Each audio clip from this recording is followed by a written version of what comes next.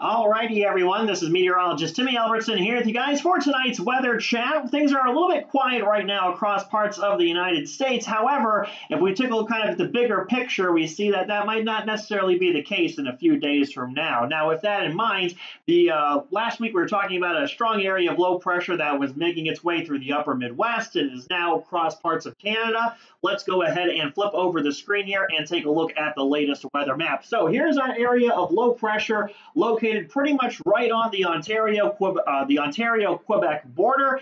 This is that area of low pressure, which right now is pretty much sitting right underneath of an upper level low. So this particular center of low pressure, at least at the surface, will probably begin to weaken a little bit. However, the whole upper level system associated with it is probably going to be hanging around for at least another day or so. As a matter of fact, if we were to take a look here kind of at one of the upper level charts and zoom it in here, again, focus on the big picture there that's just to the right of my screen there. You can see that upper level low just kind of sticking around as we go through the day tomorrow and maybe even into parts of the day Wednesday.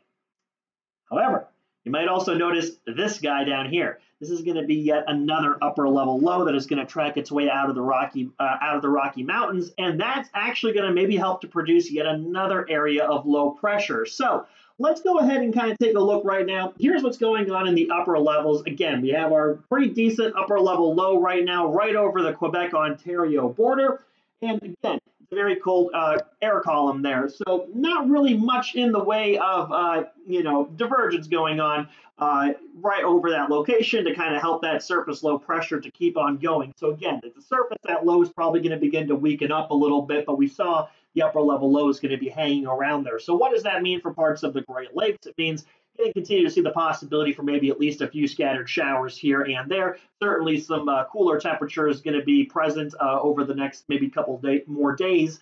And obviously some cloud cover here and there. We tend to see that with some of these upper level lows during the fall time. You oftentimes bring a pretty decent amount of cloud cover. All right, with that in mind, I'm blocking it here, but you can see there's a little bit of ridging that's happening over across the mountain areas.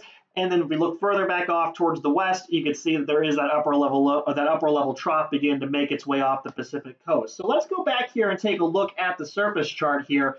And we'll move away from this guy. Let's kind of zoom out here a little bit and take more of a kind of a bigger picture of what's going on here. So we got our ridging taking place across the Rocky Mountain area. We have this little bit of a frontal boundary that is kind of developed because of that. And you can see it's right on the eastern edge of the mountain. So part of what we're seeing a little bit here is some of that air descending down from the mountains. It's kind of warming a little bit as it does so, and also kind of drying out somewhat here. We can see the dew points are a little bit lower back across this part than they are over here. Regardless, though, the main thing that you see here is temperatures are a bit warmer, sitting in the low to mid 70s, whereas opposed to on the other side, we see those temperatures are sitting in the 60s. So this is a little bit of a temperature gradient here. And again, as we talked about earlier in the week, or last week, I guess I should say, we were talking about kind of the development of low pressures. This is kind of a setup here where we're starting to get a little bit of a temperature gradient that extends pretty much along the eastern edge of the Rocky Mountains. Now, this is not anything unusual, but what we're going to be looking for is something to kind of disturb that setup a little bit here. And what that's going to be is that upper level trough that's going to track its way in off the Pacific coast over the next couple of days. And what's likely going to happen is we're going to see a new center of low pressure developing. Now, that's at least kind of the outlook of what's going to be happening there. But in weather, everything is connected. Let's take a little bit of a look further up towards the north. So again, there's our low pressure spinning around there. But we have this area of high pressure behind it. Naturally, where there's a low pressure, there's going to be a high pressure. That's just kind of the way the atmosphere works. And right now, this is not the strongest area of high pressure, but it is there nonetheless. Over the next couple of days, that area of high pressure is likely going to start to, build even more so, probably intensify a little bit more here. And what that's going to do is it's going to kind of create a little bit of a blocking setup for that new area of low pressure that'll probably be developing over the next couple of days. What that means is that that low pressure, when it develops, it's not going to be able to track up towards the north or northeast.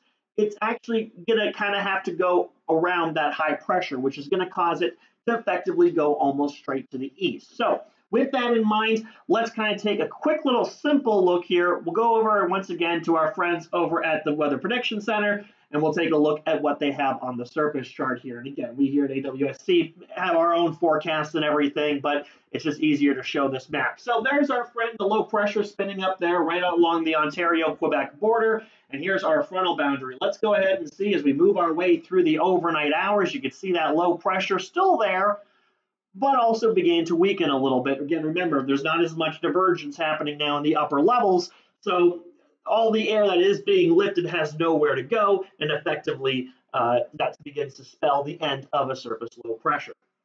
That's kind of the quick explanation for it. Now, at the same time, we see our high pressure kind of building across parts of the upper Midwest and the upper plains. Now, if we look over towards the Pacific coast here, even though I'm blocking it, rain showers, and again, a couple little fronts pushing their way on through as that upper level trough begins to make its way. Here is our frontal boundary still kind of hanging out. There's a little area of low pressure along it, but that's not the area that we're going to be focusing on. It's going to be this area right down here. So again, let's kind of back it up here, take a look at our upper level chart. Again, you can see how that upper level trough begins to make its way off the Pacific coast over Washington and into British Columbia. And this is going to be as we head into the day on, let's see, it's Tuesday on Wednesday. This will be kind of the setup we can see as we go into the day on Wednesday. There's that upper level trough. So we talked about the wind flow, in this type of setup. What you're looking at here on this graphic, in case you're wondering, is a lot of different model runs. That's why there's so many boxes. But really, the one that you want to focus on is this main one here. It's just kind of the average of all those model runs here.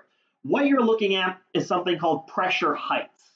All right. Now, again, this may seem very foreign to a lot of you, especially if you're not familiar with this, and that's all right. We'll kind of explain it here a little bit briefly, and that is what we're looking at here is the 500 millibar pressure. All right. Now, let's think about the air column here. Okay. Because of gravity, air is densest closest to the surface and is less dense the further up you go. The average pressure at the surface is about 10, 12, 10, 13 millibars. Okay. So what we're looking at here is the height at which the pressure is 500 millibars. That's a very low pressure. We don't have that at the surface, all right? If we did, that would be really awesome. But no, that is, so what we're looking at here is the height at which the pressure is 500 millibars. So these little numbers that you see here, the 5, 6, 4, these are in decameters. So just add a 0 at the end, and that's how many meters it up. So we're looking at about 15,000 feet up here.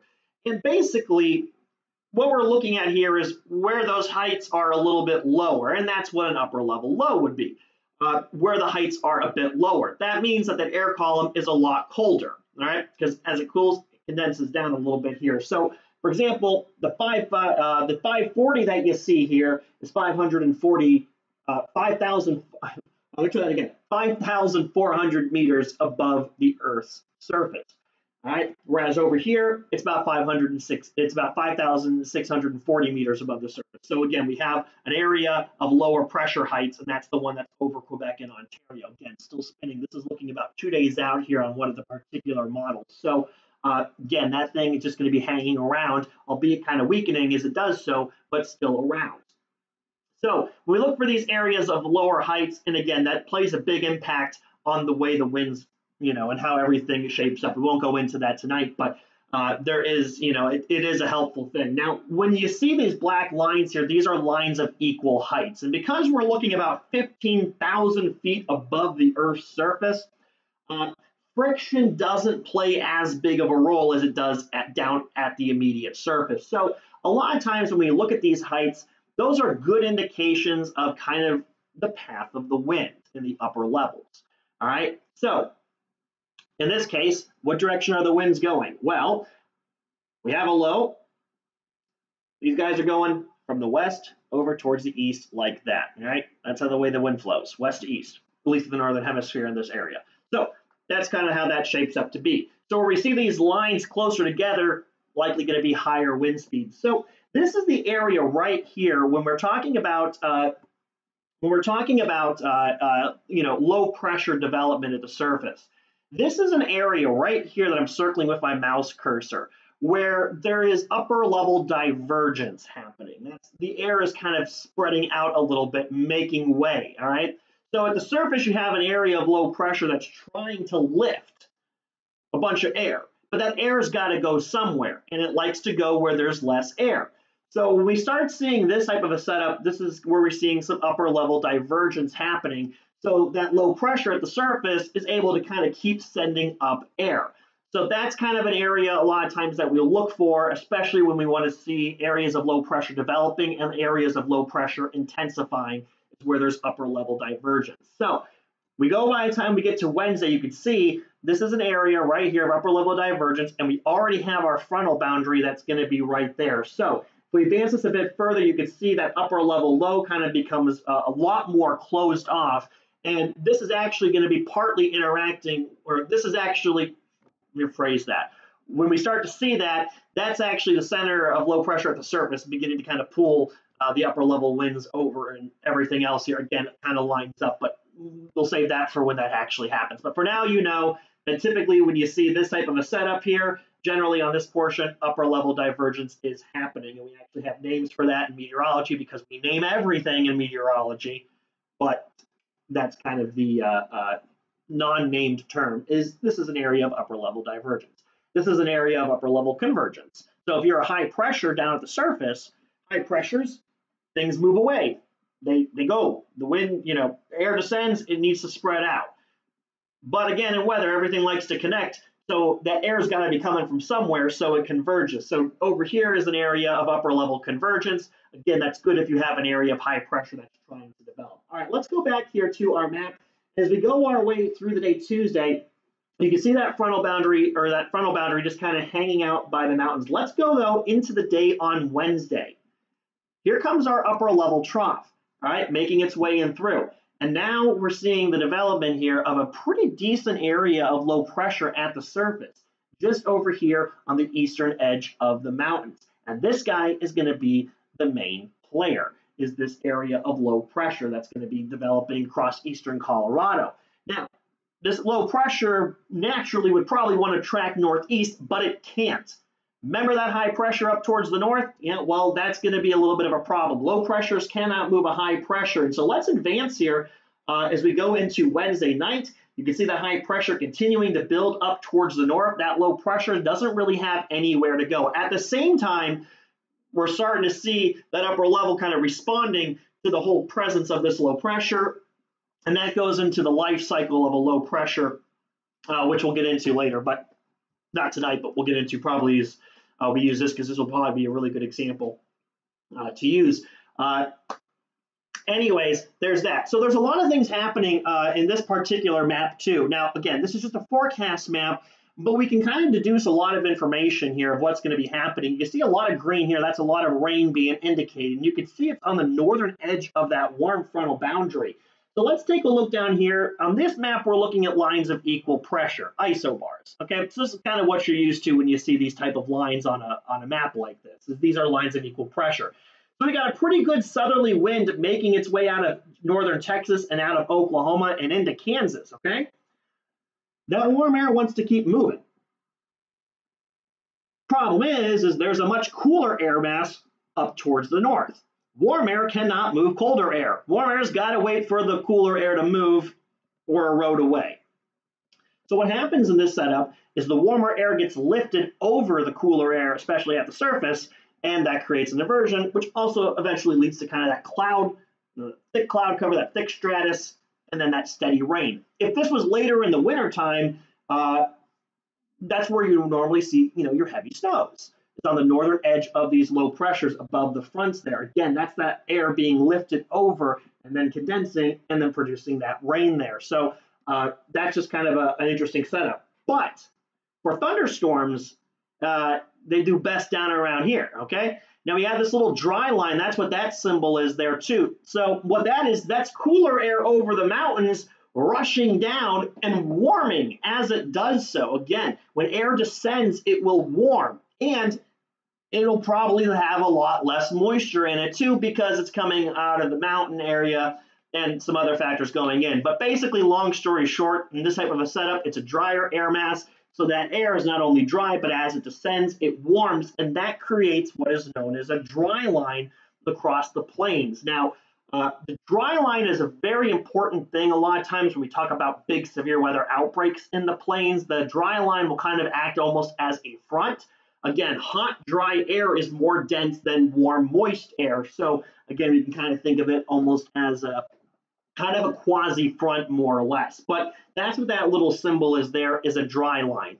And again, these guys are very common in the plains. The way the elevation slopes across the plains, it's higher in the west, lower in the east. So that air continues to descend, albeit not as extreme as when it's coming off the mountains, but it's still, descending at least a little bit, kind of helping to warm it a little bit. And so the dry line kind of will move a little bit along that. However, dry lines are also kind of funky in a little bit of a way that sometimes they don't really move, they just kind of jump around. But that's not the point. The point of the matter is that's what that symbol is.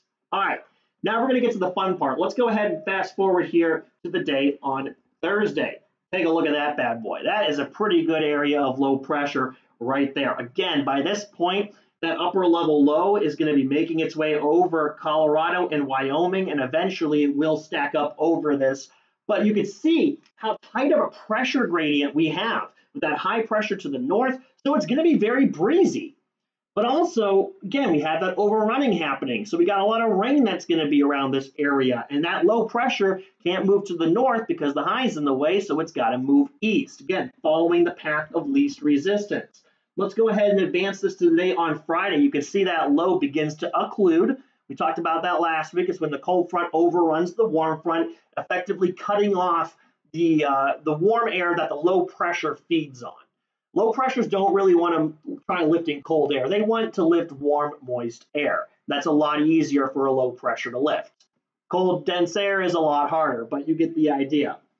So we can see our low pressure still spinning around there pretty decent. You can see that's going to be that's going to be a very good northeasterly wind from Minnesota all the way down into Nebraska. Probably a little too early to put exact wind gusts on that, but it's looking like Friday will probably be a very breezy day around that area. But also we're going to be dealing with rain showers across especially the northern portion here of this. So it's looking like it's going to be kind of a wet Friday across Minnesota, Wisconsin, Iowa, and even parts of Illinois. And as we go into the weekend, that low will track further off towards the east. So it's looking like the Penn State game. I'm a Penn Stater, by the way, but the Penn State game is probably going to be a little bit on the rainy side, at least with the way things are looking right now. Meanwhile, you can see that high pressure trying to make its way down to the south. So again, we'll kind of spare the detail for that, but again, you can see overall that's kind of what's happening. And then you can see that low just pretty much moves right over the central part of the Great Lakes. So going to be seeing some more active weather. Now, one thing that's pretty interesting that I've noticed, if we were to back this up here just a little bit, let's go ahead and we'll back it up to about here. As we go into the day on Thursday, and again, this is looking Thursday morning. So by Thursday evening, that low is probably going to be more or less up here. We have that cold front pushing through. There's the warm, dry air running out ahead of it, dry line a little bit there, and we have this warm frontal boundary. Not only that, but there's probably going to be a little bit of wind shear. Well, there is going to be wind shear going on. Wind shear is a change of wind direction and speed with height. And if you are a severe thunderstorm, that is something that you generally want, is wind shear. That helps things to rotate. And it also helps hail. But that's not the point. The point is that there is looking like there is going to be the possibility for some severe weather, maybe across parts of Nebraska and or Kansas as we go into maybe Thursday afternoon. Again, still a little too early to go into a lot of detail about that, but just based on, some of what we've been looking at with the models and everything, and, even just looking at this particular forecast map, you get the idea. It's going to be probably a setup where we're going to be seeing maybe at least a few strong storms, not just Thursday afternoon, but maybe going into Thursday night as well across parts of the Central Plains and maybe the very lower part of the Midwest, as we go into that time frame. So that'll be pretty interesting to watch. Certainly something that we'll probably be talking about over the next couple of days. So for those of you who enjoy synoptic scale meteorology, which is big picture weather, mesoscale is more localized, and then of course there's micro, which is like, towns. But for those of you who like, synoptic scale weather, which is something I'm very interested in, obviously I'm a meteorologist. This is a very good example of the development of an area of low pressure and a strong one at that. So pretty interesting to see here. And again, like I said, likely going to be seeing kind of a wet weekend across parts of the Great Lakes and going into the Northeast, especially as we go into Saturday for the Northeast. Like I said, some of those football games may be a little bit on the rainy side, and it could end up being some heavy rain too. Again, this is a very tight gradient here. And just the way this is set up looks pretty good for at least some decent rainfall, kind of that fall type of weather, those long rainy days there. So pretty interesting. What will also be very cool to see is the temperature gradient that's going to be across this area right around that warm front. It's probably going to get pretty warm down across Kansas City. As a matter of fact, while we're at it, let's go ahead and see if we can't maybe pull up the forecast down around the Kansas City area. Let's go ahead here and take a look what we got going on at Kansas City. Let's see what their temperatures are going to be as we head into 76, 80 degrees for a high is what the Weather Service is expecting on Wednesday, about upper 70s heading into the day on Thursday. So let's go back over to our map here and take a look here. Kansas City being about right there. So it'll be certainly pretty warm here. But again, we're only expecting that it's going to be generally maybe in the 40s and 50s up across here. So that's a pretty decent temperature gradient nonetheless. And obviously overnight temperatures will be much lower, but probably a bit more mild down here with that warm air advection still happening during the overnight hours. So very interesting nonetheless. So while things are a little bit quiet right now on the radar imagery, again, not really much happening. Let's zoom out here a little bit. And again, we don't really have much in the way of any warnings really going on here. There's a few flood warnings across Ontario, but I don't see any really severe thunderstorm warnings or anything like that across the U.S. or even into Canada. So again, kind of a quiet day per se, relatively speaking, in terms of severe weather. Obviously, a little bit on the breezy side. Let's see here, Cleveland right now, 56 degrees, and they got scattered clouds over at the Burke Airport, right on the lake, which if you ever take I-90 and you drive into Cleveland, right after that huge, sharp 90-degree turn, I think ironically they call it Dead Man's Curve. Originally, I-90 was supposed to go through downtown Cleveland, but at the last minute they changed their mind, and so it's a really sharp 90-degree turn. I've driven that so many times. It's fun, but you literally have to slow down to like 20 miles an hour to make that turn. And you have like 3 other lanes of traffic on both sides also trying to do the same thing. It's pretty fun. But what's really fun is if you get a strong enough low pressure in the wintertime. So we're talking about the Burke Airport lakefront. It's right. So here's that sharp turn of I-90. We zoom in a little bit here. Here's a sharp turn of I-90 right there. And there's the Cleveland Burke Lakefront Airport. It sits right on the lake. And if the winds are strong enough, sometimes you'll get waves that actually make their way up towards I-90. And I remember once they had to close I-90. It was back in 2012 with the whole Superstorm Sandy thing. That's pretty good winds coming off of Lake Erie. And if I remember correctly, they had to at least close it down briefly just because there were waves splashing onto the interstate. Again, if you ever do this drive, you will see that it's literally right on Lake Erie. Pretty fun there. That's a drive I've done so many times in my life, childhood and everything. So yeah, it's kind of a fun turn there. But anyways, I was just showing Cleveland. Why not? Let's see, Detroit. How are they doing over in, what is it?